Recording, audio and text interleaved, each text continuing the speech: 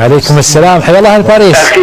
أخي في الله خالد، سلامي لك ولضيوفك الكرام وخاصة لرفيق حلاج. أهلا خويا. أنا جزائري الأصل، أقول لك الشعب الجزائري وكل العرب يتمنى لكم التوفيق لدولة قطر، لشعبها ولأرضها إن شاء الله. أقول لك كاين مفاجأة في المونديال للعرب، أتمنى التوفيق لقطر، السعودية ولتونس وللمغرب الأشقاء.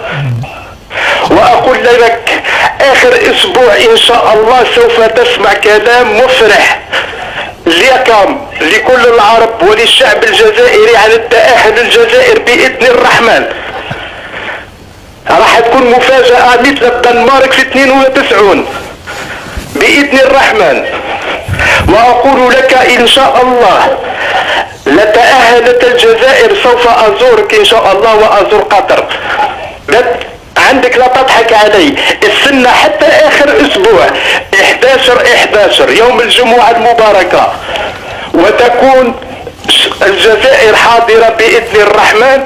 وهي المفاجأة العرب، لأنها قطر الأرض المباركة على الشعب الجزائري وعلى الفريق الجزائري.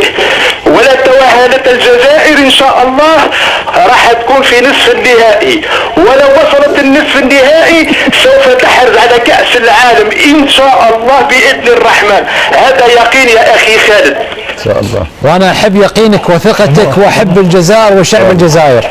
حياك الله. كلنا أحبك ونحن ساندون قطر حكومة وشعبا وكل العرب، القطر والسعودية وتونس والمغرب إن شاء الله. وراح تكون مفاجأة. عندي طلب واحد، لكن كلامي صح. عندك النمرة تاعي وعندك اسم، أنا عايش في باريس